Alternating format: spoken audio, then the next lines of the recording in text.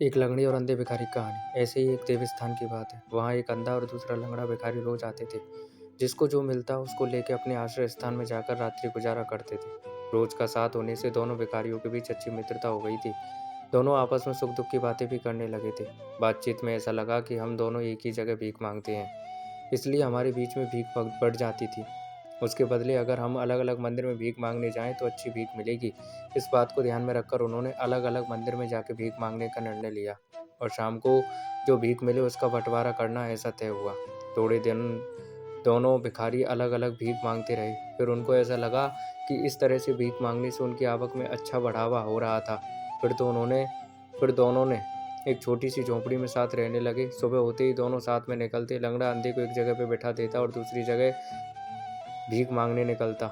इस तरह से दोनों की आवक बढ़ गई। उन्होंने अब धंधा अच्छा चले उसके लिए एक योजना बनाई। पहले तो वह सिर्फ दो ही मंदिर में बैठते, पर अभी उन्होंने तय किया कि गांव के अन्य मंदिरों पर जाकर भी भीख मांगनी चाहिए। लंगड़े भिखारी को लगा कि अंधे को ज़्यादा भीख मिल रही है, इसलिए वो उसको सहारा देके दूसरे बड़े मंदिरों में बिठा के आ जाता।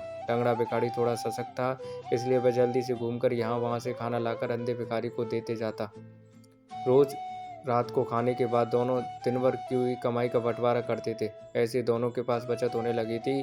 थोड़े दिन तो सब बराबर चला, पर कुछ दिन बाद दोनों के मन में शंका होने लगी। विश्वास से शुरू हुई भागीदारी एक दूसरे के प्रति अविश्वास से डगमगाने लगी। इस तरह दोनों के मन में पाप घुस गया और दोनों दिन भर की हुई कमाई में से थोड़ी कमाई दिखाते, बाकी की छुपा देते थे। अंत में दोनों की आवक घटने लगी, इसलिए दोनों भिखारी एक दूसरे के ऊपर आक्षेप करने लगे। कोई दिन तो दोनों के बीच मारामारी भी होती और कभी कभी तो गाली गलौज भी होती थी, और ऐसे ही दोनों के सुख दुख के दिन खत्म हो गए। तुरंत वो तुरंत तो अलग होना संभव नहीं था, इसलिए दोनों ने साथ रहना चालू रखा, पर दोनों के मन में एक दूसरे के प्रति द्वेष जाग उठा था। इस संजोगों के दौरान उन दोनों भिखारी को विचार आया कि हम लोगों से भीख मांगते हैं, उसकी जगह क्यों ना भगवान से मदद मांगे। भगवान सबको देते हैं तो हमको भी ना नहीं बोलेंगे। अगर भगवान को प्रार्थना करेंगे तो वह अवश्य प्रसन्न होंगे और हमारा दुख दूर करेंगे। अब दोनों मंदिर में जाकर रोज भगवान से प्रार्थना करते थे। उन दोनों की भाव भक्ति को देखकर भगवान प्रसन्न हुए और एक रात को स्वप्न में आकर जो मांगना है वो मांगने को बोला।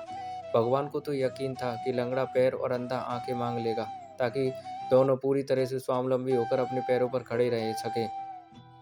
फिर उनको एक दूसरे की सहायता की जरूरत नहीं रहेगी। ऐसे वह लोग खुशी से अपना पूरा जीवन गुजार सकेंगे।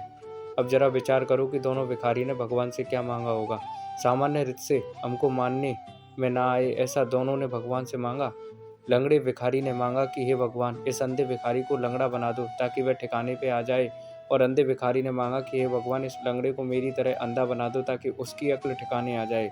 भगवान तो तथास्तु कहकर अंतर ध्यान हो गए, पर दोनों भिखारी अंधे और लंगड़े होकर गांव में भीख मांगने लगे। कहावत है कि इस प्रसंग के बाद भगवान ने वरदान देना ही बंद कर दिया। सबको अपने अपने भाग्य और कर्म पर छोड़ दिया। इस तरह भगवान तो प्रसन्न हुए, पर भिखारियों से मांगना नहीं आया, इसलिए दोनों भीख मांगते और भटकते ही रह गए। मॉरल ऑफ द स्टोरी: विश्वास से ही दुनिया चल रही है। एक दूसरे के प्रति इतना द्वेष कभी नहीं रखना चाहिए, क्योंकि यही द्वेष हमारी बुद्धि का सर्वनाश करता है। इससे हम पहले से भी ज़्यादा कमज़ोर हो सकते हैं। दोस्तों, इस कहानी से आपको क्या सीख मिली कमेंट में बताइएगा, और अच्छी लगी तो लाइक और शेयर करना मत भूलिएगा दोस्तों। और चैनल पर नए हैं तो सब्सक्राइब कर लीजिएगा। थैंक यू दोस्तों।